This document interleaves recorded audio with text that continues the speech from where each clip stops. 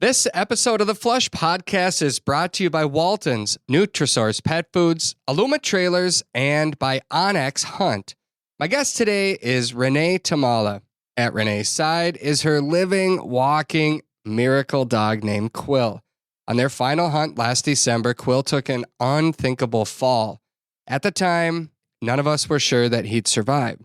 We'll relive the moments from that life-changing hunt and discuss the events that happened next. Renee will share what their journey has been like and the lessons she's learned, saving Quill's life and teaching him how to live again. The Onyx Hunt app is one of the most valuable hunting tools that I take into the field every day, and now that app is available in our vehicles. Yep, Onyx did it. They launched Apple CarPlay. That means when you plug your phone into your vehicle, you now have the option to open up the Onyx app right on the dash of your hunting rig. No more holding your phone while driving, which is obviously dangerous, and you get all of the same layers on your vehicle dash that you get on your phone. You can see the aerial view of your location while driving down the road, just like you'd see if you're using your own maps, apps, Waze, or Google Maps. Except now you can find out if the properties around you are open to the public, the landowner's name that owns the land. And if you're in North Dakota, you can see if that land is posted without even touching your phone. To use this feature, simply make sure your Onyx app is up to date. And if you're not an iPhone user, don't worry. Onyx is currently working on the same platform for Android phones too. Apple CarPlay, the latest incredible feature from Onyx Hunt. Always know where you stand, and now where you drive with Onyx Hunt.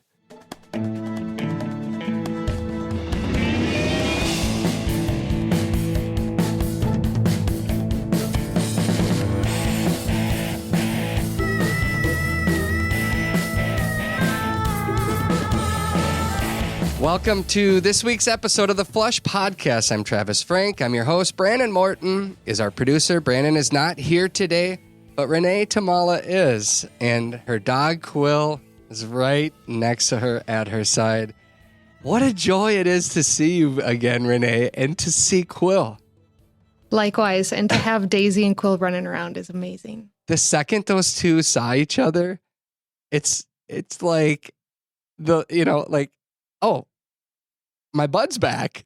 And they instantly went on point up on the edge of the trees as they were looking. I don't think you could have scripted anything more beautiful.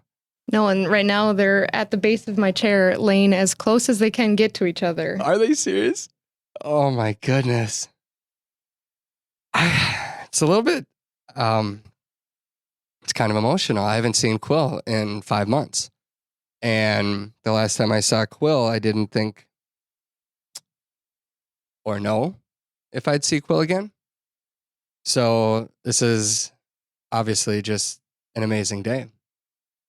What part of the roller coaster do you think you're on right now? Is it a high, a low, or somewhere in between? I think we're in a pretty good little valley right now. It's definitely a high because of how he is doing and where we're at. Yeah. But it's honestly just settling into our new normal and accepting how he is now and the ways that it's changed how we do life. And so we're just settling into that groove a little bit. It's bittersweet, but he has truly come farther than I think anyone has ever thought that he would. And so in that regard, it's the highest of highs, you know. I mean, just looking at him right now, I have a bunch of people at our company, you know, when they saw him at first, they're like, you would not know what he's gone through. I know that many of our listeners right now are familiar with you, Renee, and Quill from our TV show, from previous podcasts that we've done, from your work at Pheasants Forever. But I'm not sure that many of them have heard the story that we're going to share today about what happened the last time you and Quill went hunting. I talked about it a little bit briefly on the show shortly after. It was just it shook all of us for sure that day. I didn't post a podcast that week. I just took a little bit of a couple days off really to kind of reset. I talked about it a little bit, but out of respect for you, Joe, and Quill, I didn't go into any of the details. And then you and I have stayed in touch over these last few months. And we talked about having this conversation as a way to... There he goes. He's happy to be here too. All right, he's laying down in the bed. I didn't go into a lot of the details about what happened, just out of respect for you and Joe and for Quill. But you and I, we've stayed in touch, and we talked about having this conversation because you've gone through so much. You experienced more than you ever thought possible, and you've learned a tremendous amount from it that you feel is important to talk about. But I think maybe we take it from the top if you're ready. Are you ready? I think so. I think as ready as I'll ever be. Yeah. Okay. Well, the whole story really begins because we were celebrating dogs, our dogs. Daisy, Quill, Bridger, and Riggins were all became dog life members of Pheasants Forever. Last year was like November. Somewhere right around mid-November. And we were talking about how cool it'd be to film a TV show to celebrate this. And so we set up the hunt to come out and film this hunt with our dogs, and bird numbers were phenomenal. I should back up. Emily Spoliar has 2 dogs, Bridger and Riggins, that that became dog life members. So Emily, yourself, and myself, and a cameraman named Scott, we drove out there to come and do this. And you set up a day that, I mean, you couldn't have scripted anything more beautiful. Maybe take us into what that place looked like and how that day started off. Yeah, absolutely. We were in Southwest North Dakota and on a piece of private land that is intersected by the Cannonball River. And it's a beautiful property, and it held a ton of birds, and it's managed well, and there's just ample room for birds to thrive out there. And we stumbled into a lot of birds out there. Little brisk day. I think it was high 20s, 30s, somewhere in there. But for North Dakota in December 10th, for North Dakota, I remember thinking, this is like, you don't get many days like this, because it was sunny and there was no wind, and a very light wind. So North Dakota can be punishing that time of the year. And there was quite a bit of snow on the ground, but it was cold, and it had been cold. Everything was froze. The river was froze. I don't know, maybe it wasn't quite a foot, but it was before the monster snowstorms came. Right. And the birds had not been hunted out on that piece of land. And so they were giving lots of good dog work up. And Daisy was on fire that day. Oh. I will always remember Daisy's dog work from that day. I am with you. We went to lunch, and it was a late lunch because we were just enjoying it so much. But I remember thinking, like, this is like as good as it gets, and all the dogs were, though, too. Quill was just a rock star out there. Bridger was covered up in ice balls, but Emily had Hungarian partridge in her pack. I think we were all close to our limit of pheasants by the time we came back to the truck. Yeah, and at some point you took the longest tailed rooster I have ever laid eyes on in person. You remember that? Yes. We were standing waiting because the cameraman had to walk back, and Daisy was on point. And we're like, there's no way that's a rooster. There can't be.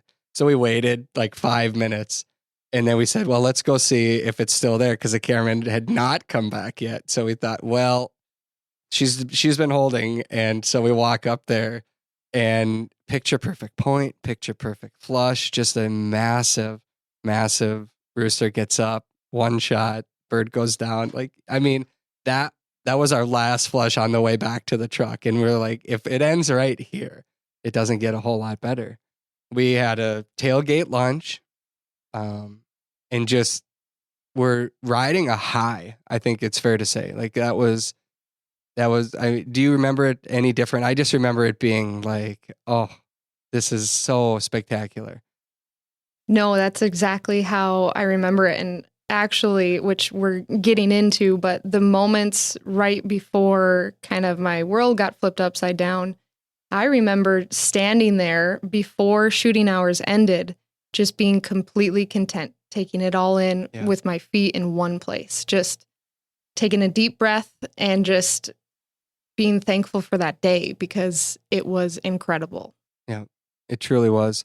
We set back out for the golden hour walk, and we went across, I guess, directionally, it might not matter for the conversation, but we started walking the river bottom, and I took the flat on top because I had already shot my limit of pheasants, and I thought, well, in this open, high flat, I might run into a covey of Hungarian partridge up there because we had seen a few coveys as well. And so I remember walking and looking at you guys a few 100 yards away, and Daisy's just running big out there. And I just gave her the freedom because she had done so well. And I remember coming around this very steep cliff, and I was on the top of it, on the flat side of it. And I did the same thing. I stopped, and I didn't know it at the time, but the sunset picture that I took, I went back and looked at it a couple days later as I was flipping through the pictures. Because when you're on a trip, you take pictures and you don't often think about it. What I didn't know was that in the bottom of that photo, you were there, and Emily was there, and Quill was there. And I didn't know it because I didn't see you guys that far down, and I didn't know what had happened. From where you were standing, can you share your view into what had happened? I was standing at the kind of the curve the cannonball took a really sharp curve, and with that there was a steep cut bank right behind it on the other side of the river from me. Creek? Is it a creek or a river? I think it's a river. Okay. Yeah. It was frozen, but it was you could barely cast across it in certain spots. I would say it's 20 yards wide, maybe wider than that. Yeah. So I'm standing at this curve, and you've gone up to the left on top of this. And I know this is going to sound really weird because I can't put it into visual context for anyone, but you went up and climbed the side of the cut bank essentially on the left, and Emily was starting to go up a draw, and in between the two of you is where it peaked at the top. And I'm moving my arms a lot, and no one can see this except for you, but so I'm standing on the other side of this cut bank, just taking it all in, just like, darn, this was a really good day. Yeah. And there are only a couple minutes till sunset. I really don't need to push further for another bird. I'm just going to let things transpire. And so I'm standing there, and Quill starts following Emily up this really steep draw. And I toned him I for a recall, and I beeped him so that he would come back to me. And I'll never forget, he just kind of turned his head back at me and turned his head forward and made a decision that he was going to keep going. And I knew just by his body language that he smelt a bird. He was on a bird. And sure enough, he gets just a little ahead of Emily, and is on the steep, I guess, incline of this draw heading up to the top of this cut bank. And I can't see him at this point. And Emily yells out, "Quill's on point right in front of me." And not right in front of, she was probably 40 yards away by the time he had gone on point. And she was trying to make it up that draw, and she was slipping on ice and rocks and was having a hard time getting up, and it was steep. And the bird flushed when Emily was still about 30 yards away from Quill. And Quill took off after the bird, and Emily lost sight of the bird. Emily lost sight of Quill, and she heard me shoot once because I'm still standing on the other side of the river, and this bird has come off the cut bank directly over my head, like it was scripted. Mm-hmm. I took one shot. I hit it not as hard as I would have liked to, and so I took another shot at it. And Emily, I can't hear her, but she's told me, she's yelling like, good shot, because she's excited that I've shot at a bird. And I rarely ever take my eyes off of a bird that I've shot, because I'm going to mark where it lands. And it's very important for me to recover it. And dogs don't always find birds. And so I mark it.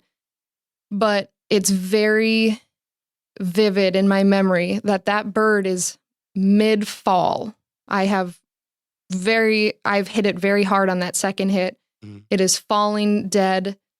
And I turned around, and I didn't know that something had happened to Quill, but I must have subconsciously heard it in between my shots. I took my eyes off this bird.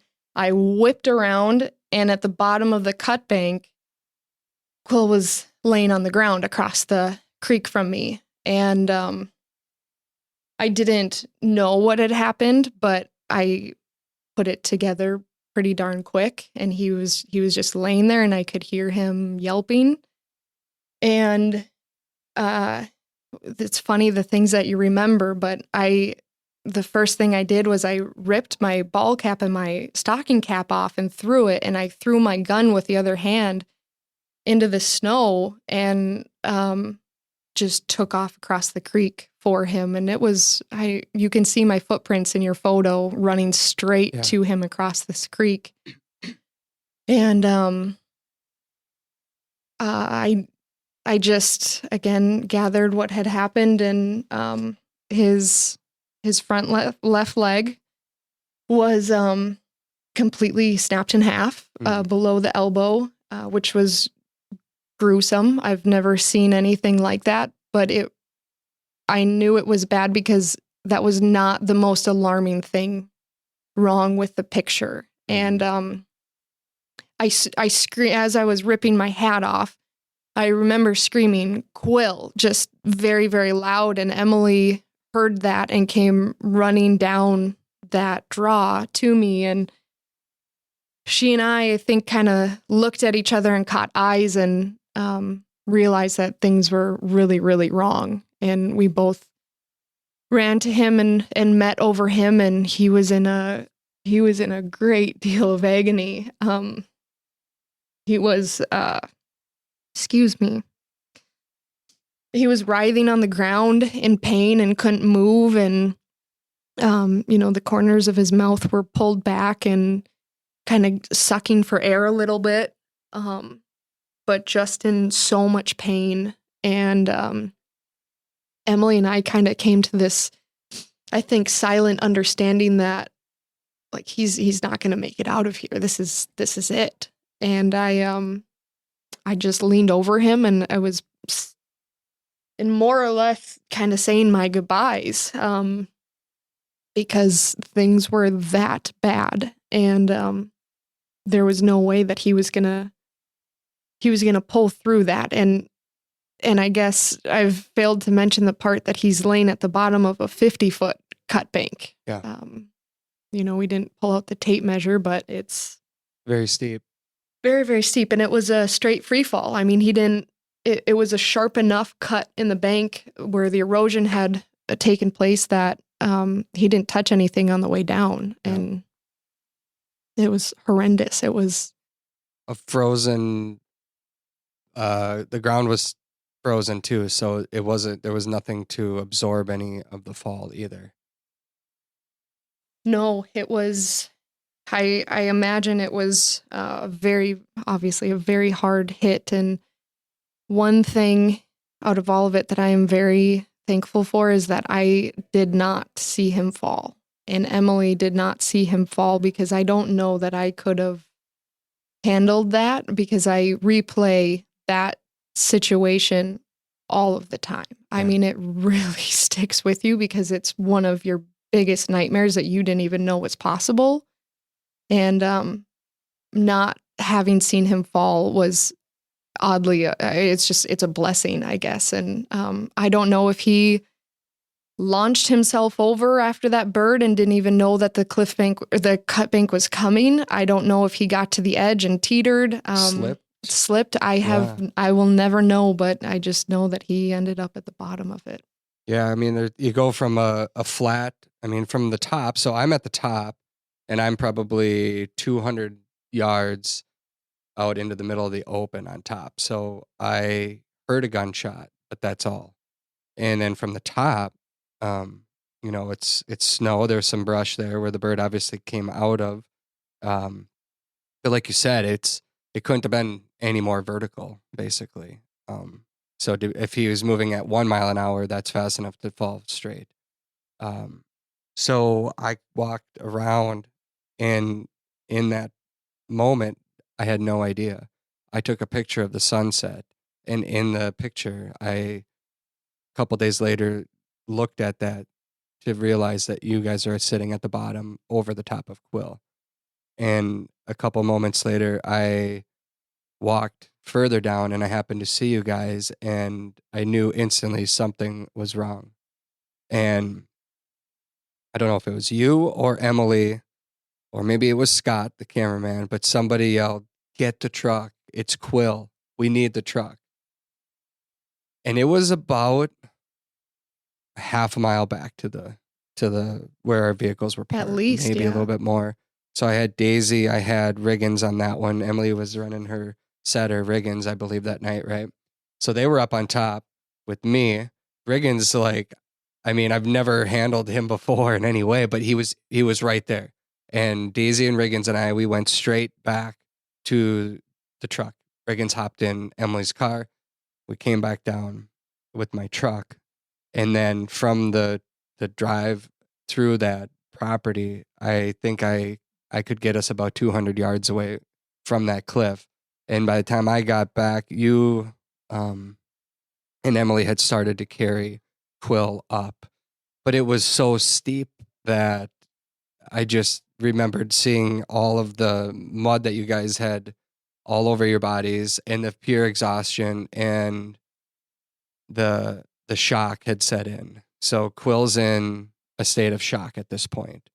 This is the first time seeing him and understanding what's going on, but his bone is sticking out of his leg, and his leg is just snapped in half, but he is in shock. And that's the scary part, is Emily looked at me, you were hugging him, holding him, and she said, "It's not the leg, it's worse. There's something else, and we need to get him now."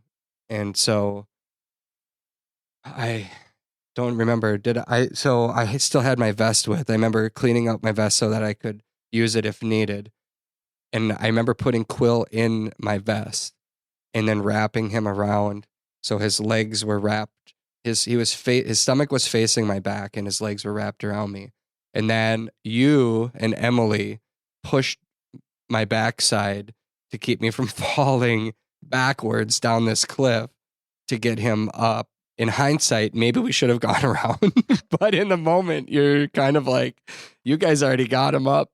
That moment was stressful, and you don't make the right judgment calls. But the point that we were, I guess, from point A to point B to get up to the truck where you had parked, that was the quickest way, and not the easiest way, but the shortest distance. And that's what Emily and I decided. And getting him up to that point where you met us with your vest was physically one of the hardest things I've ever done. Excuse me. I mean, I was in shock. He's in shock. I'm half trying to grieve him because I don't think he's going to make it, and half trying to get my wits about me and get him out. And Emily and I just kind of like, I mean, we were gentle with him. His leg is in half, but we were just kind of like heaving him up this cliff.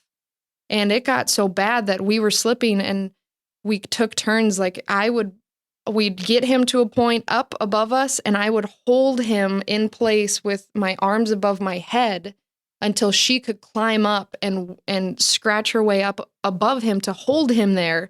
And then we were just like climbing a ladder up, just kind of tag teaming this. And it was so incredibly hard. And so when you got to us with not fresh legs, but, fresher than us, and we could put them in your pack and push you up this cliff. And yeah, I think it's like if there's like a clay wall, a clay bank of sorts to describe it, when you get into those positions, the clay just keeps, like it keeps falling out from under itself. And that was a struggle to get out of there. But we did get him, and he's in shock. And then you and I you got in the back seat, and I set him on your lap, and I remember saying, "It's going to be okay. It's going to be okay. We're going to get him to help, and it's going to be okay." And this is where I think having friends is so helpful. And we made calls on our way. We had an hour, like I think it's a 50-minute drive. Called the vet, on-call doctor. Yep, we'll meet you there. But I also knew that we had to be safe about it too. I kept thinking in my mind, stay calm, because in the moment there was just so much going on. It was very chaotic from everybody. Scott had never been on a hunt before. This is his first time on a hunt, and for him, he's like, he's over here in his own mind, not sure what to do, how to help, how to get out of the way, what can I do? And you and Emily, the state of mind that you two were in, but I just remembered thinking to myself, just stay calm. And so I called a friend of mine, and he said, check temperature, check gums, here's some things you can look for, keep them warm. So we had Quill wrapped up in every hunting jacket possible. I was just in your back seat with him on my lap, and I'm pulling at pants and I'm pulling at vests, and I'm like, I'm sorry, Travis, but your back seat is now covering Quill. Yes, exactly. But the fear really, I think there's so many moments that stand out to me from there, but it was just like this overall being unsure. We meet the vet there and carry Quill in, and I don't think that they were prepared for what we brought in at that time. No, he had a 95.1 degree temperature, which is probably, I think, maybe the first thing that he did, or they did. You actually hauled him from the truck into the back of the vet clinic, and meanwhile, I had a full-blown panic attack out front at the vet office, and before I got to go back to you guys, and 95.1 and white gums, and they did ultrasounds, and they did a quick x-ray, and found that he had a severe pneumothorax. His lungs had very bad contusions on them from the impact, but other than that, everything checked out, so to say. No significant breaks that they could see, but obviously things were very bad, much worse than we initially found there. But he was in rough shape. Mm-hmm. He was still blinking, breathing, but that's basically it. I don't remember him moving or being able to move anything. I'm not sure if he could lift his own head at that point, but I think it was just a shock that he was in, and that's what they said. He's in shock. And so then I think, this is where your journey is Something that I guess, we were there for a few hours and you had to make a decision right there and then. And I'm talking to Joe, your fiance, and three of us are having to make a decision, but it's ultimately your decision on what to do. And the hard part is that we weren't given any, it's like, tell us something. You're the doctor. Tell us something, right? What from your mind, in your mind, Renee, can you take us back to that specific moment? They did the x-rays. She said he might make it through the night, but he might not. It was incredibly overwhelming. I mean, I was completely sick to my stomach, and I know that you can't necessarily ask a vet to make decisions for you, but I had never seen a dog in that terrible of condition, and I just truly didn't know if he was going to make it a half an hour or forever, and I really needed guidance. And it's really hard for them to provide that because they can't guess at what's going to happen with him. And it was a kind of a coin toss of just, yeah, he might make it, but we cannot tell you, and you have a decision. And I remember asking over and over again, should I put him down right now? Yeah. Because seeing your dog suffer like that and not knowing what's ahead of them is so awful. And it was so sudden, and I just couldn't stand the thought of dragging him along through the next hours when he was in that shape. If he didn't have, it was an impossible situation to be in. And thankfully you were a very steady, just calming presence. And it was terrible. I don't wish that on anyone. And we ultimately made the decision to try, and he, wasn't showing signs of deteriorating more, which I don't know how you do deteriorate more at that point. Yep. And so I made the decision to haul him down to Rapid City, South Dakota, which was 4 hours. And this is, by this time, it's 8 p.m. Yeah, I think it was actually a little later than that, because the vet wasn't a 24-hour vet. And so you're left with a really tough decision. If you leave him here, I don't know, that was the hard part, I think, because you're put in a tough spot. Your options were to go to Billings, Montana, Rapid City, South Dakota, or Fargo. And the closest one was ultimately Rapid City. Mm-hmm. Yeah, they triaged him, so to say, when we got there, but we could have kept him there, but no one would have been with him overnight. And so, yeah, it really forced me into a corner of just, you either make the drive or you see if he's alive when someone shows up in the morning here. And so I just took the chance and decided to drive to Rapid City with Emily. Thank goodness she drove me there, while again I stayed with Quill in the back seat, just hanging on to him for dear life, and the hour to the Hettinger Clinic and the 4 hours to Rapid City, those drives, I knew at any minute he could just take his last breath. And so it was on pins and needles for so long. And for weeks after that, it was pins and needles. Mm. If you're an outdoor lover on the go, then odds are good that you have toys and equipment that you want to haul. Aluma Trailers, well, they've got you covered. Their trailers are built by a hardworking team in Bancroft, Iowa. They have models for nearly any and every hauling need, from ATV and UTV trailers to utility, snowmobile, motorcycle, car trailers, and even fully enclosed trailers like mine.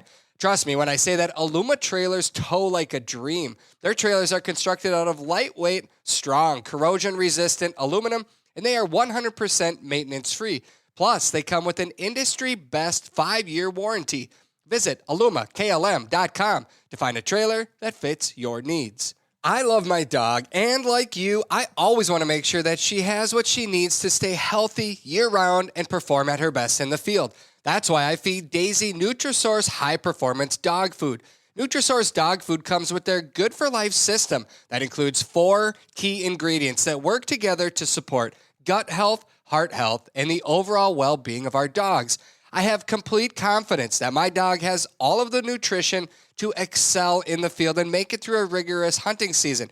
I've seen it firsthand, and she loves her food. Take it from me and my dog Daisy. Nutrisource High Performance Dog Food can help your dog reach their full potential. Find the food that's right for your dog at NutrisourcePetFoods.com. Hunting season might be over, but that doesn't mean it's time to mope around the house and hang your head. That's because it's meat season. Now is a great time to make the most of all that tasty meat you harvested. Maybe it's time to try a new recipe, sprinkle on a new seasoning, or make your own jerky and sausage. Trust me, it's not that hard to do, and it can be fun for the whole family. It doesn't matter what you harvested or what you want to prepare with it. Walton's has you covered.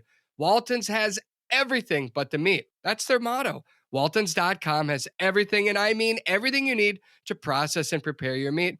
Plus, they have an online community called Meatgistics that's full of recipes and meat processing information. The sky's the limit, my friends. You don't have to be a pro to cook like one. Head to Waltons.com today and enjoy meat processing season. Thankfully, it's a season that never ends. Yeah, I remember just the constant conversations I ultimately talked to Joe a lot more while you were in the vet, and having conversations with him because I knew you were just under a lot when you were in there. So from your perspective, you get to Rapid City and there's still no clarity. I remember Joe asking me too. He's like, "What would you do?" And I'm like, I can't make that decision, And he's like, "I just wish a doctor would give us that, what are our chances here? Will he ever walk again?" Because the one leg didn't look good, but it was the back that was basically not nothing functioning in the back half. Right. He wouldn't even try. He wouldn't do anything but lay there, which is completely understandable. But we had no idea the extent of his injuries and what was actually happening internally. And yeah, Joe and I came to an agreement that we would keep going and keep pursuing treatment until some vet told us, no, he's not going to make it through this. His quality of life will suffer greatly.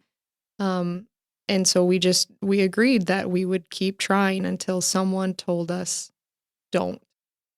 So you got to Rapid City. What did the vets there say? He was still in really bad shape. He had not, I wouldn't even say he was stabilized by the time we got to Rapid City. He still had a very low body temperature. He was, I did not know this, but black tarry stools are a sign of internal injuries. And he was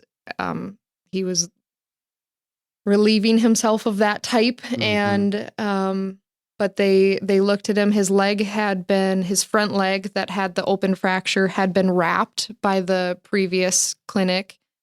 And they weren't really willing to open that up, I guess, until we knew what was happening. And so they did more x-rays and they did more ultrasounds, but could not see anything significantly wrong. So no answers, no real insight into what the future would hold for him. And so it was still just, okay, we'll keep him here. It was a 24-hour clinic. We'll give him IV fluids. We'll put in a catheter if he needs it. We'll give him antibiotics because his leg has been opened. It's dirty. It's not cleaned. That open fracture just got wrapped. It didn't get flushed out or anything. And so by the time I took him out of Rapid City, 2 days later, Emily and I spent 2 nights in Rapid City, and we took him back up to Bismarck from there, and we still just did not have any answers, and we just wanted to pursue answers, I guess, in the short of it. And so we hauled him 5 hours up to Bismarck and ultimately had more ultrasounds and more x-rays and no answers again. They could not see anything wrong.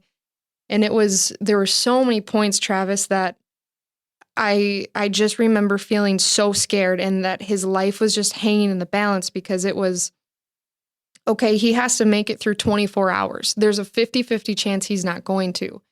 So you wait for those 24, and then they tell you there's a really good chance he's not going to make it 48 hours. And so you're waiting for that. And every time they x-ray and try to find an issue, you're waiting and you're holding your breath. And then they would take x-rays of his pelvis to see, and then they would check on his lung contusions. And so it was just these series of them trying to find out what the cause of him not standing or walking or feeling in his legs were, and not being able to have that, but just like having these moments where you're just holding your breath, like, is this it? Is this the time now, a week, 2 weeks later, that I'm going to have to put him down after this because you've finally found what's wrong with him?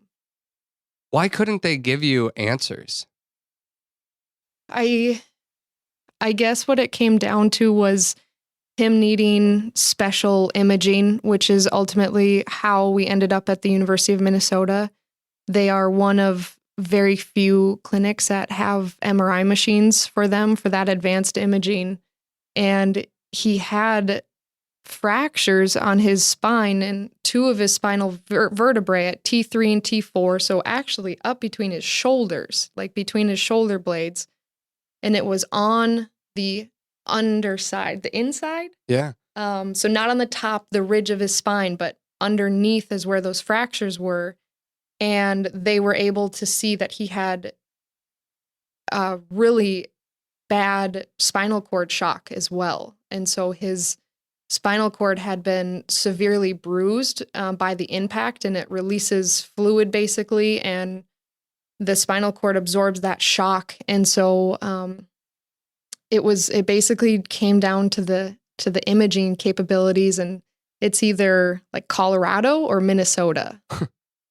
It's crazy that they don't have options in these major cities, you know? I mean, Bismarck is a major city. Yeah. And that wasn't given there. But the problem was, not only were you a long ways away, but the first giant blizzard was barreling in, and it closed down 94. So there's no way to get to Minnesota for like 4 days. Yeah, it was an entire week that he was hospitalized in Bismarck without overnight care.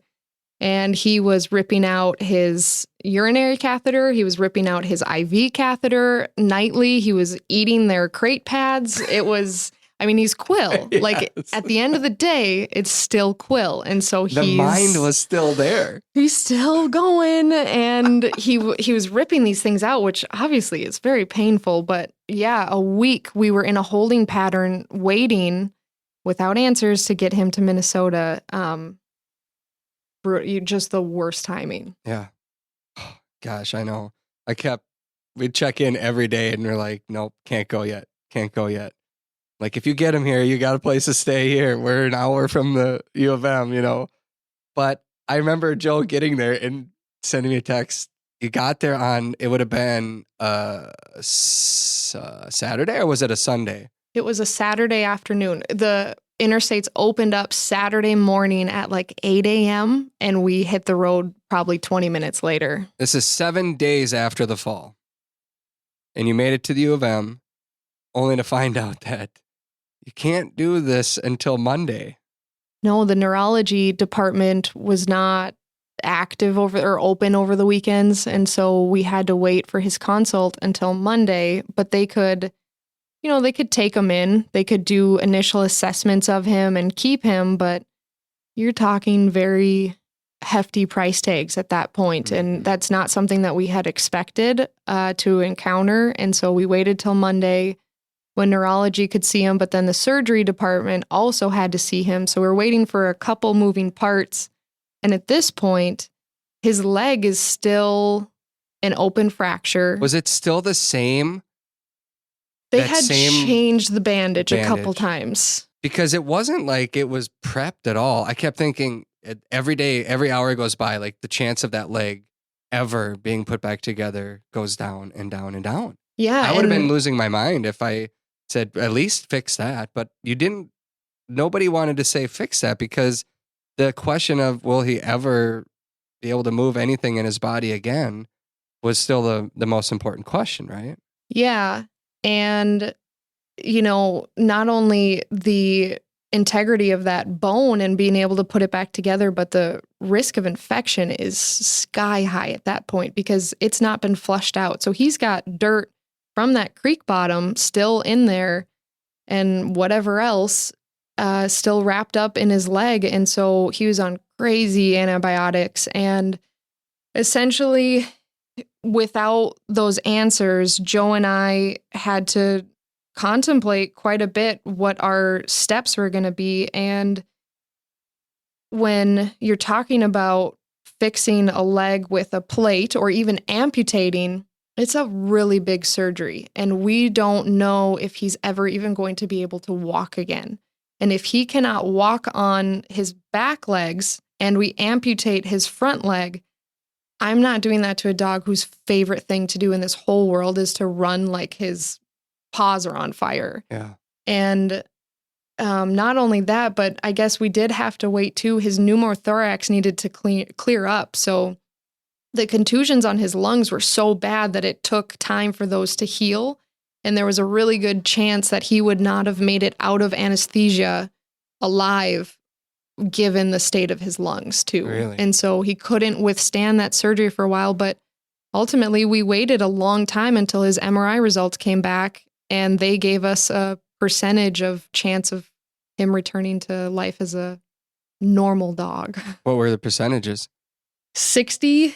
Really? 60%. It was that high? Yeah, which it's funny you say that because I didn't think it was that high, but I never thought it would be more than like 10. And that was, in their words, a normal dog. So that was like a house dog. And you've seen Quill. Yeah, he's not a house dog. He's a hunting dog. He's a hunting dog. And so that percentage was quite scary because you've seen him. He's full bore all the time. And so 60% would be a pretty diminished quality of life for him. But we ended up obviously getting very, very lucky that he persevered as well as he did. So they ultimately decided to do the surgery because they saw enough that said, we think that he'll regain feeling again. It's bruised. It's going to take some time to heal, but we'll do the surgery to put the leg back together. Plate in the leg, right? Plate and 6 screws. Okay. And then what? We waited. So there was nothing that they wanted to do on the spine for the fractures on his vertebrae because they were on the inside and it would have been so invasive to go in basically from like his rib cage to go in and fix it. And so time would tell us if he was able to walk again and to what degree he'd be able to walk again. And it was a month after the surgery where he finally stood up. And even just helping him sit up a month later was, we were over the moon that he could even just sit and wanted to. And keeping him down was the hardest thing I think I've ever done. I mean, his mind was he's coherent and wanting to go, but we couldn't let him. And so, he was on a very good cocktail of drugs, but he couldn't feel much pain. No, but he wanted to go. And just even him standing up and drinking water by himself for the first time was a huge milestone. And then he continued to just crush it. Yeah, so I remember, and I don't know at which point in the process, I don't know if this was in Bismarck or if this was in the U of M. I think it might have been at the U of M. Joe or you, one of you two, sent me a picture and his tail just did the slightest little wiggle. Just, like happy tail dog. It did the slightest little wiggle, and I'm like, there's life back there. And at that moment, I thought, he's got a chance. If there's life back there, what were the doctors that were looking at him? Because was it always the same thing? Maybe. Like, there was never a definitive. At what point did you get a definitive? Was it after the MRI at the U of M 9 days later, 10 days later? Yeah. I guess with that percentage still, it wasn't that definitive. Yeah. And so it was a wishy-washy, we'll see type of thing. And that it was very hard to keep chugging through that and to hold out hope. But then also you don't know if you're supposed to be grieving him, because 2 weeks later we could still be putting him down because he cannot walk and his other leg is gone. So it was trying to balance and navigate hope while also wondering if you're going to need to grieve his loss at some point, and we have to make that decision. And so it was incredibly hard to go through that. But no, again, we kept saying we were going to go forward until we had a hard no, and we never got it. And it was so draining. Oh. It was exhausting. But that tail wag makes my heart just explode, and you really don't know how much you take it for granted until it's gone. And he couldn't feel anything from the shoulders back. You could front shoulders, yeah. Yep, front shoulders back. You could pinch him as hard as you wanted to. There was no feeling, no life back there, no control. And so that means the tail is, it's immobile as well. But Emily came to visit one of the, I think in January, and he wagged his tail for her as soon as she walked in the door, and he tried to walk over to her, and his tail just went crazy, and we both just cried. Oh, I bet. It was the first time he had wagged his tail, and of course he remembers her sitting on the concrete floor of the 24-hour vet clinic in Rapid City for hours, just going between crying and hoping and asking questions and crying. And, it was... He knows exactly what role she plays. Mm-hmm. Shortly after you guys got back to Bismarck, Emily sent me a message that she wanted to start a GoFundMe to try to help. And so she started this, and I just remember she and I texted back and forth a couple of times that day, just in absolute awe of the generosity of people. It just exploded how many people wanted to get behind you guys and support you. And still to this day, I'm so grateful to everybody. And I'm speaking just because I was there, but for you, I remember just thinking how awesome people are to help in this time. You had written a couple of updates, and this one here, I just want to read, if it's okay with you. On December 24th, which would have been 14 days after, you wrote an update on Quill. And at the end of that update, you wrote this: I owe you all his life. We very simply wouldn't have him here without us today without you. You allowed me to not face the decision to put Quill down, which was a point that we would have inevitably reached, given the multiple hospitalizations, the weather that forced our hand, and the lack of answers that forced us to go to the University of Minnesota. I feel with every fiber of my being. I hope to never have to repay any of you, as I hope you never face tragedy of any sort, but please know that I will live my entire life seeking out ways to help where I can help with what I can, and then a whole hell of a lot more. Thank you for his life. Yeah. In short, I have my best friend still to this day because of the people that rallied behind him. And I would have absolutely had to put him down, because a week into it, the medical bills outpaced what we would have been able to do. And it was very quick. And I wasn't prepared for that. And I had no idea the scope of his treatment. And we just wouldn't have been able to do it. And the biggest gift that all of these people in this upland community and the dog community gave me was my best friend's life. And there have been so many gifts that have come out of it. I've bonded with people who have gone through other tragic incidents. I have met so many wonderful people who have held both of us in their hearts. And it's just truly, truly overwhelming and incredible, the support that we've received. And someone sent me a message at one point during it, and said his new family can't wait to see how well he does down the road. And I had to clarify, and I said, his new family? Like, I didn't give him up. And he's like, no, everyone that's behind him now, Yeah. his new family. And it's things like that that just shake you to your core, and I will carry it with me for the rest of my life. It's just absolutely humbling and incredible. And he just simply would not be here today without it. And there was also another point near the end of our regular veterinary visits with Quill where he was walking into those appointments, and we're 20 visits in at this point, and his veterinarian that he saw thanked me for going forward and for giving him a chance, because he said that himself and probably everyone else in the clinic would have never guessed that he would have come out the other side the way that he did. And he thanked me for going forward with giving him a chance. And it just would not have been possible without everyone's support. Yeah. Every update that you sent, every video that you posted, it was amazing to see his progress.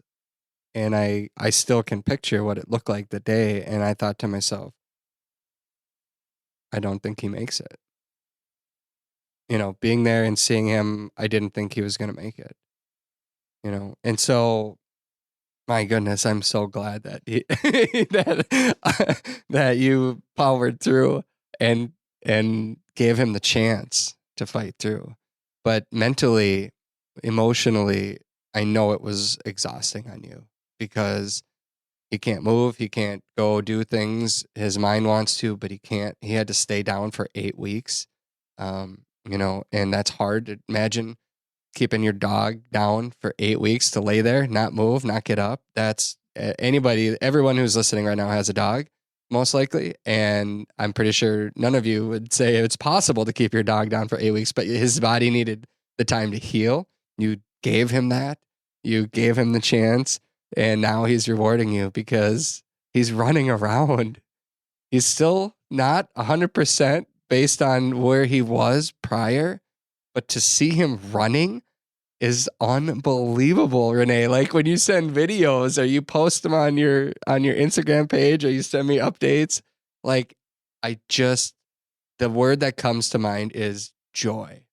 It's just pure joy, because he wasn't supposed to be here.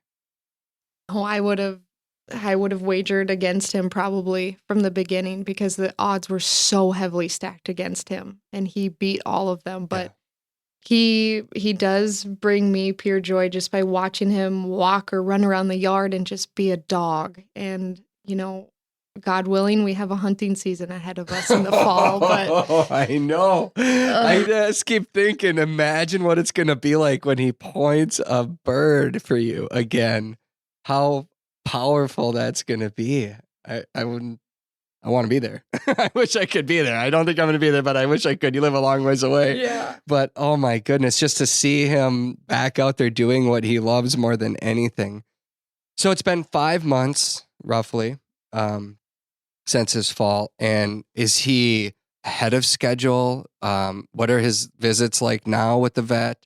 And where does he go from here? We actually are done with our regularly scheduled visits for a while there. It was really hot and heavy, and we have not gone in for a vet appointment in a month or so now, outside of a rehabilitation consult. And so I found a great clinic in Castleton, North Dakota, who actually does a lot of rehabilitation for situations like this. And so he has a stint with them in 2 weeks. He'll stay for 4 days and go through what they call chiroacupuncture, and some pretty intense acupuncture and some shockwave therapy, massage, just the whole kind of suite of rehab and PT things to hopefully increase his nerve coordinate his nerves, basically for his coordination, and to just make sure that his mind is connected with his nerves the best that they can be, and kind of improve his coordination, stability, his muscles back there. He's wobbly, he tips over every once in a while. He's lost a little bit of weight. His muscles have atrophied in the back for sure over the last few months, and so they'll work on kind of regaining some of that function. But man, when I took him to that rehab consult, she came in, the vet came in and said, based off of his chart, that he was way better off than she had expected from reading through his accidents and his treatment and all of the things that he had been through. She didn't expect to see him in as good of condition as he was. And so she had kind of given some insight into dogs with this similar spinal injury don't ever regain what he has ever. And it's been, it had been 4 months at that point. And so she called it a short amount of time since the fall, which for me feels like a lifetime. Yeah.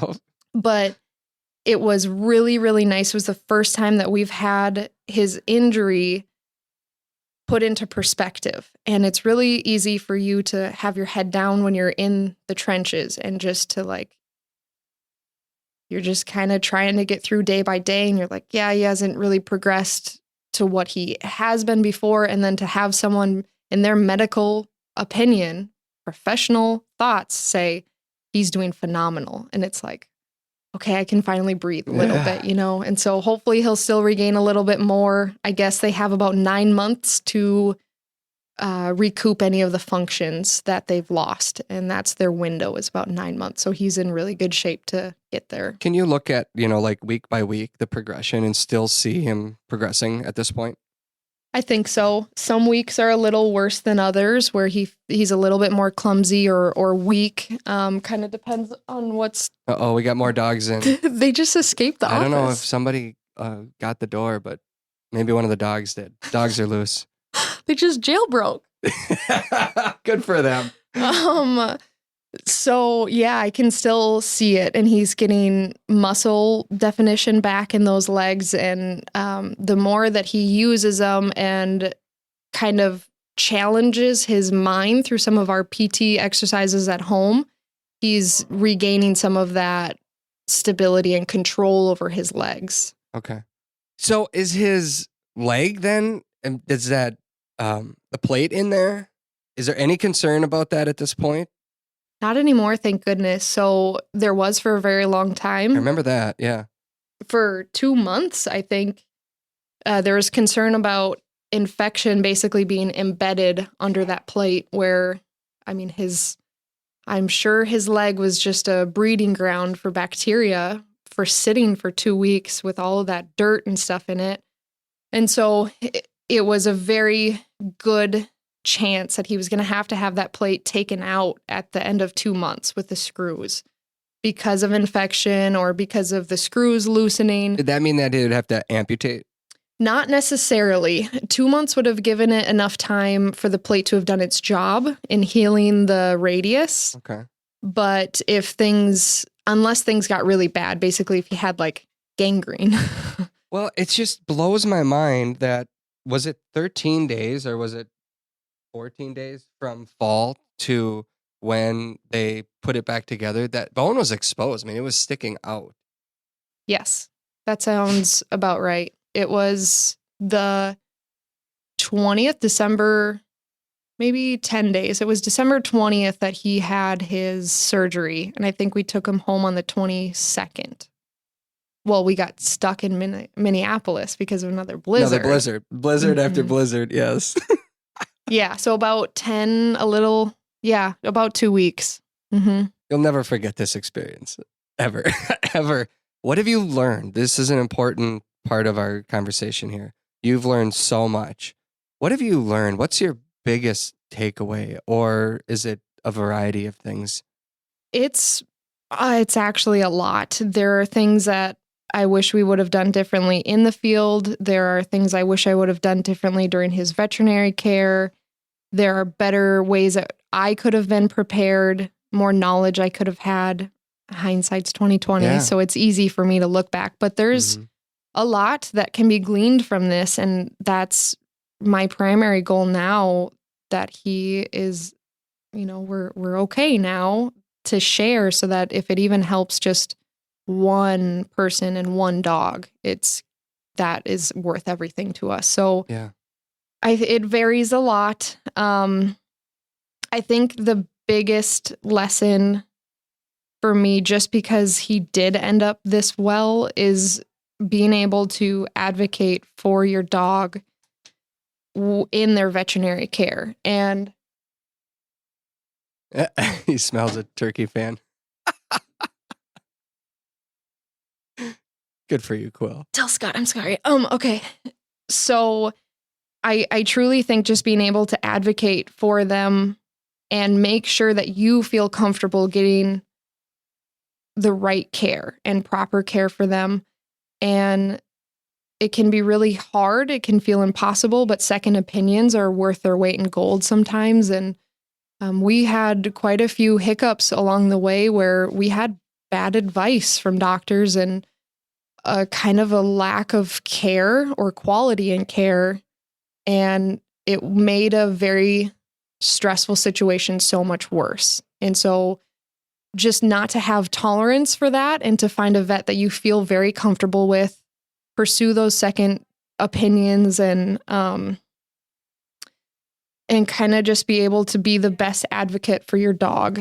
I know it's kind of harder, easier said than done, but Yeah, I think there's something about like a comfort, or a trust factor with somebody. And so if you don't have that, I think what you're saying is to make sure that you give yourself an opportunity to talk to somebody else, because you might get information from somebody else that, it might not be a life or death scenario like this, but there's a lot of scenarios that our dogs are put into all the time. And having a trusted veterinarian is so valuable. it is, especially in a unique case like this. And hopefully no one else suffers anything near this. But, the vets that we went to have probably never seen anything like this, a dog that fell 50 feet off of a cliff. And so it's a unique situation, but I don't expect a vet to be experiencing every type of injury that they could encounter in the field, but you need to find one that fits your situation, I guess and yeah, just those bumps along the road with his care were very stressful and very hard to deal with. And just push for them where you can. And I think outside of that, if I had to pick, I don't want to order these, I guess, and of what I've learned, but having a baseline knowledge of the veterinary options in your area, especially if you're hunting out of state, out of town, is incredibly important. I had no idea that there was, an emergency clinic that you could go to after hours, but then there's a 24-hour clinic who can care for your dog through the night. And then there are certain clinics that have MRI and CT scan capabilities. Mm-hmm. And so really, I guess it came down to, yes, emergency visits after hours, but he needed 24-hour care. And I should have known where the closest 24-hour care was, because we could have maybe cut out that first vet stop, maybe not, because he was so far off, but it was kind of a last minute decision, like, which direction do I drive 6 hours in? And I just had no idea. And in hindsight, you would have gone to Fargo probably. Correct. And that would have changed everything. You could have been at the U of M the next day. Right. Instead, it was 10 days later before you finally get there, or 9 days later. Yeah, I never thought about the difference in the services that a vet clinic I never knew offers. that was even a thing either, where that specific MRI that you needed to get to determine if he would ever get function of his back again was only in Minneapolis. Where was the other one? Was it Colorado? in Colorado? Yeah. That's crazy. Which is so far. Yeah. So I guess what I would encourage people to do is at least wherever you are, map out, yes, an after hours emergency clinic for weekends, because that's usually when you're hunting, but know where a 24-hour care clinic is. God willing, something tragic happens and you need it because... I still think we did the right thing in that scenario, though. We went to the closest vet. We had somebody, a doctor that answered on call and met us there. And that was, at that point, we didn't know if Quill was going to make it an hour or 20 minutes, so it was of importance to get there. So I still think we did the right thing by going to that first one. Would you have done anything different there?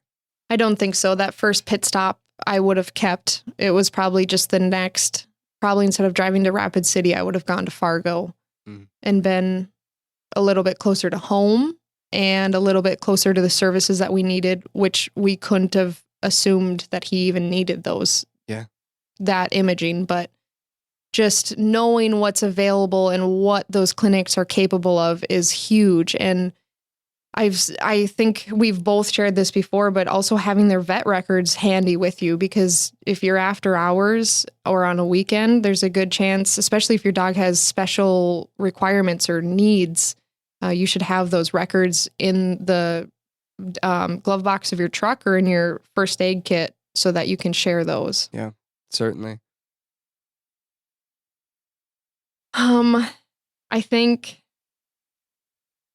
in the field care is obviously very hard to even imagine what you're going to encounter, but I am now a huge proponent of having at least a working knowledge of the things that you could encounter: a leg break, an open fracture, spinal injuries, any type of wounds like that you're going to hopefully never encounter. But obviously we know now that it can happen, but being prepared to stabilize a leg. We probably should have stabilized his leg before we moved him, but we knew that we needed to get him out of that field as soon as possible. But that would have likely, that should have been the next step if his injuries weren't that bad. And you can do it, but have you ever really thought about how you're going to stabilize a break? Because I hadn't. Right. And in hindsight now, 2 sticks and the gauze. I have the gauze in the truck. Yeah. But not there. Right. And also, considering that, he's in shock, he's shaking. I don't, I go back to that moment there in the field, and I don't know that given situation if stabilize or wrapping that leg was of as much importance as, because the first thing Emily, when she looked at me, she goes, "I'm not worried about the leg," and so it's like there's internal stuff here that we need to be careful of. We obviously would have wished we had something else to carry him with. A backboard. A board, like that's not feasible either, right? We put ourselves into some pretty tough spaces out there. I think being calm, if it's possible, given the situation, or if somebody else is in a situation, your friend and their dog, and it's, it's different for each person, but if you're able to be a calming voice, a calming hand, over them and to help in that way, that can be just a big blessing for that situation. But yeah, you don't think about a lot of these things until you have to act on the fly. So coming prepared, what would you bring in your pack differently today than you would have yesterday? An emergency blanket, a quality one that's not going to rip, because he had a 95-degree temperature and we were covering him in your down vests and your clothes that were loose in the back seat. I know. I should have had a quality emergency blanket. And then I've also learned from someone else that especially if they're in shock in the field, a blanket's great, but you need a way to secure that blanket to them for transport. And so some way to wrap it around them and then secure it so it stays on and does its job. And so I think a blanket would have been very beneficial. I do carry gauze, so a stick would have worked for the leg. Outside of that, for this, it's a very real possibility that when they're in that much stress and in shock, that they can bite you. And Quill did bite down on my hand. And it was a very real concern for Emily as I was leaning over him initially that I was going to get bit. And I had a glove on my hand, and he chomped down on my hand, not like a bite, but it was like a pressure, like I'm in pain, and it was just clamping shut. And I didn't care in the moment, but I do have a muzzle back in the truck for if I need to have him. I've used it when multiple people are around him and I'm trying to staple his chest shut, which I've done. And the muzzle gives you peace of mind because the dog is in agony. I'm not necessarily going to carry it in my vest, I don't think, but it's a very real possibility that that's going to happen. And it's not their fault. I mean, right. It's just, it is what it is. I don't blame them one bit. Other than that, I feel like for in the field care, I had never practiced putting him in my vest before to carry him. And this again was a very odd situation where we were trying very hard to not further hurt his leg that was just hanging there. And then also we knew that there was some sort of internal injury. I did not guess at that point that he had spinal fractures, but should have kept him very, very straight and still. And getting him into my vest was quite hard given the condition that he was in, and us trying to limp him along in that vest just didn't work very well. And then you found out that your vest worked phenomenally for the situation. It unzipped from the top, which allowed it to be, we were able to wrap it around him. And it's just kind of like, when you're in those moments, sometimes you just do things without really thinking. It's like, this will work. This is going to work. And it worked, but yeah, I never thought about that before until that very second, I suppose. Yeah. And I mean, I suspect it would be pretty easy for you to just haul Daisy out of the field, but especially I think she's, 15 pounds lighter or so. So yeah, for sure. But especially for, I'm not going to say female hunters, but smaller framed hunters who have a 60-pound German dog. If you're alone, how are you going to get them out of the field? And are they trained to stay in your vest in a situation like that? I don't think you should expose your dog to that scenario if you've never practiced for it before. And so could you put Daisy in the back of your vest and feel comfortable that she's okay and she's not going to try to jump out each time? Practice. And if you don't have a vest of that sort, then get a sling. They make all sorts of things you can just tuck into your pockets to be able to carry them. But especially if you're a solo hunter with a larger dog, practice getting them out. Yeah, I mean, you think about some of these places that we walk into, and it can be miles. We were a half mile roughly, maybe a little more. I don't know. So I've been some places where I've been over 5-6 miles. I mean, think about that. That's the stuff where an in-reach or, if you're out of cell service, depending on where you're at, there's different features out there. I know Garmin has it on their collar, on their GPS, that if you need to hit that button, the emergency button, think about some of those things, because after the accident happens, that's when you're like, oh, that would have been nice to have, or, oh, I wish I had this, or, we're sitting here like replaying this now. What could we have done different? And your advice, I hope people take. And I think they are, because did you go to the trauma training class at Pheasant Fest this past year? I did not. I really couldn't get into it either could've. because it was full. Like that tells me, and we had been talking about this, and a lot of people knew about what happened to Quill. And I just think that he's having an impact on other people that you don't know about, Renee. And, we haven't sat down till now, but I guarantee you because I'm getting messages from people. How's Quill doing?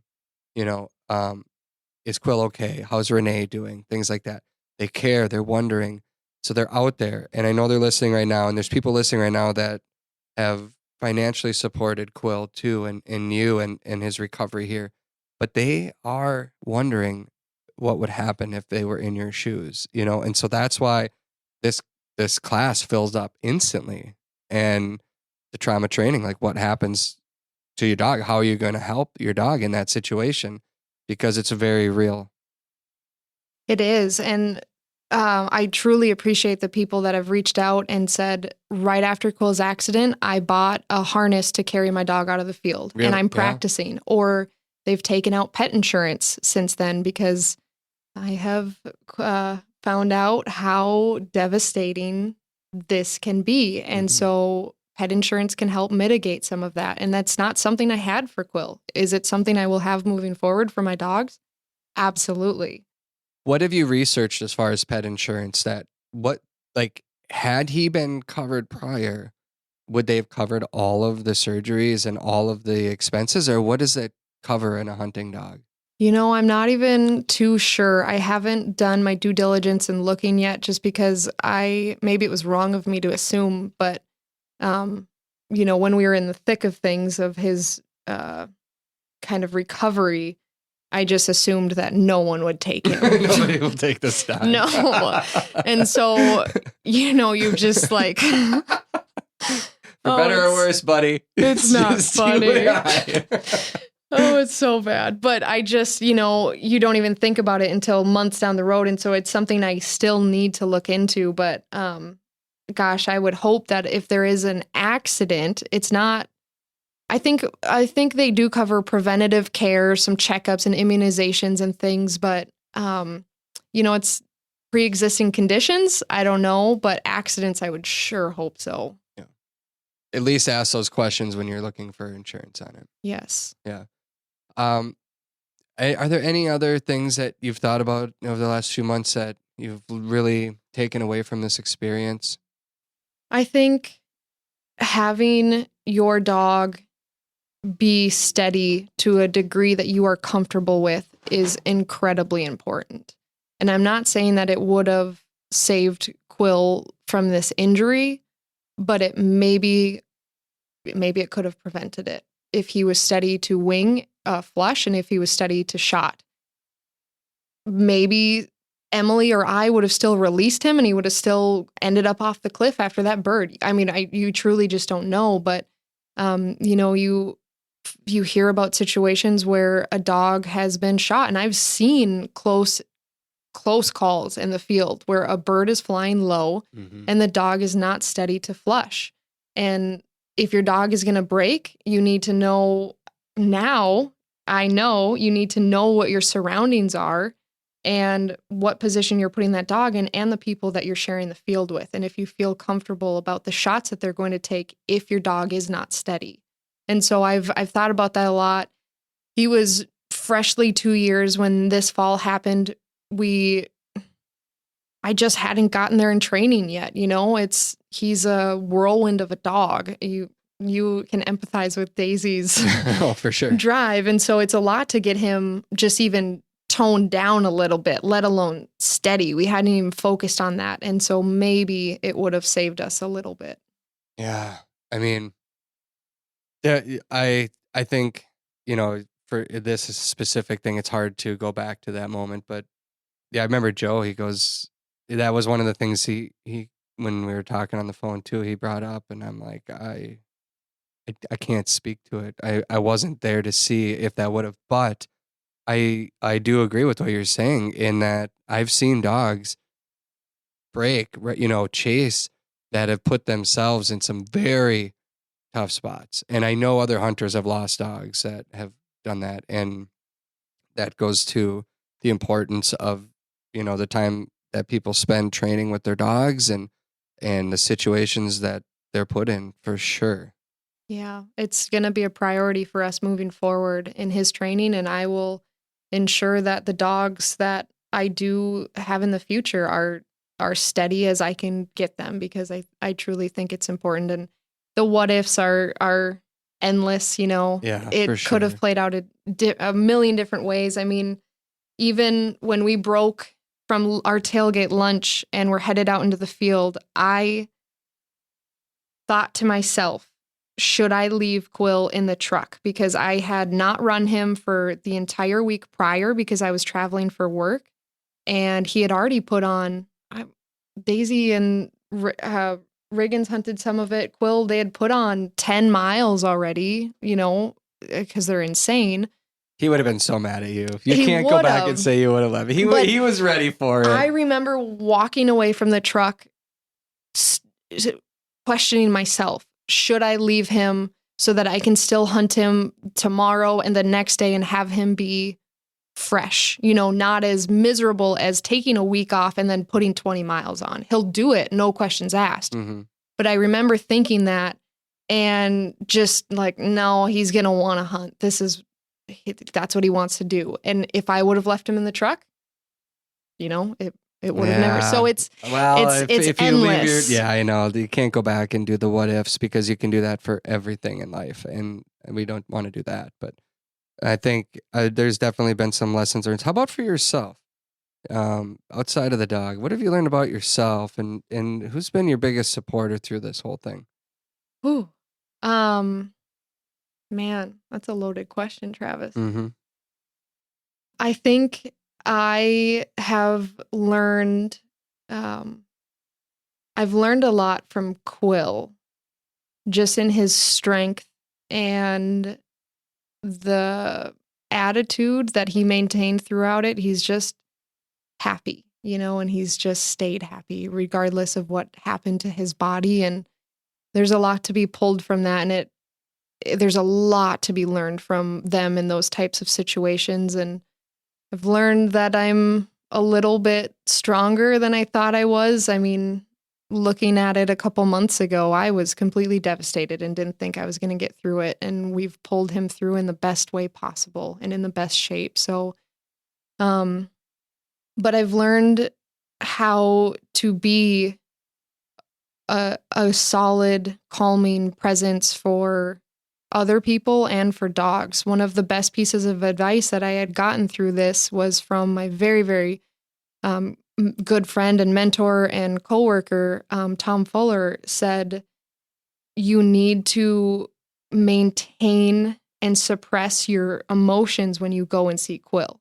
Because when you go to visit him and you're just an absolute wreck and you're crying and you're upset and you're anxious, they feel all of it. And they don't need that. They don't need that added burden. And so you need to be strong for them going in to see them and to help pull them through it. And I had never even thought about that. I mean, you know how perceptive dogs are to people who are upset or to different situations. They feel it very strongly. And I just never thought about it. And so I tried to have some mental clarity going in to visit him or having him at home and just trying to be a strong person for him. And also just learned how to be there for other people in situations like this. If I could grant anyone anything in a traumatic situation like this, it would be an Emily Spolyar. She just let me be. She was there the entire time and she let me go through it all. And she just stayed with me. She helped me ask questions that I couldn't ask. She helped me think when I couldn't think for myself and I was just so upset. And she just was an incredible person who it wasn't anything, I'm not dismissing any of it, but it's not like she showed up with roses and gift baskets. It was her presence and it was just who she was and how she helped me through it. And so,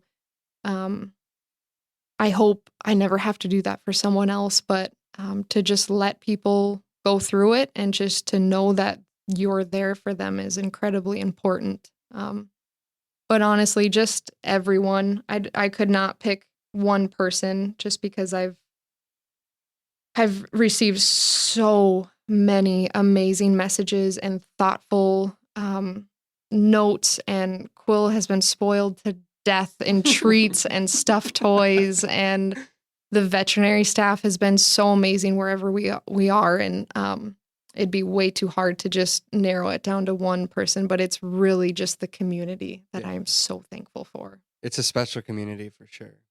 I think we see it all the time in the generosity and just how close, and people caring, and they legitimately care. And that's a cool thing to know that there's other people out there, like you said. He's going to hunt. He's going to hunt, isn't he? Yeah, he is. I cannot wait to watch him hunt again. It's amazing. It might be the most amazing bird you ever hold in your hand. You cherish that bird when you get it. I probably won't be able to see it. You're probably going to miss it. It's be raining all of a sudden. It was very cloudy and dusty here. Blurry, and yes, exactly. You have you've stuck by his side this whole time. You've powered through. You've given him a chance, and he's rewarded you with it. Dogs, they just don't quit, do they? Do not. Thank goodness they do not. Yeah, it's a beautiful thing. Well, we're so grateful that you were willing to share this story, and I hope that it helps other people just think about things. I look at the hunt different because I was there. I saw it. We went through it, and I specifically that next day when I'm like, I got to go back out and I don't want to do this, because we were there and I felt like we needed to go on a walk. And I remember we were on this public property that had the exact same river going through it. And I pulled her off. I'm like, nope, I don't want you to go over there right now. I'm just not mentally right there, because there's another steep cliff. And I'm like, she's on point. And I don't know. It just made me think a little bit. And I only say that because it's made me think about bigger picture things too. And so I think that's important and hope other people take that from this conversation today to be prepared for things that can happen out there, because it can happen. And when it does, it happens and you don't get to undo. Yeah. Fortunately, Quill, the miracle dog, you got a second life, and I have a good feeling as he hobbles over here. Yes, buddy. He's gonna make the most of it. Can't wait to see you hunt, buddy. We will be back next week with another episode of the Flesh Podcast.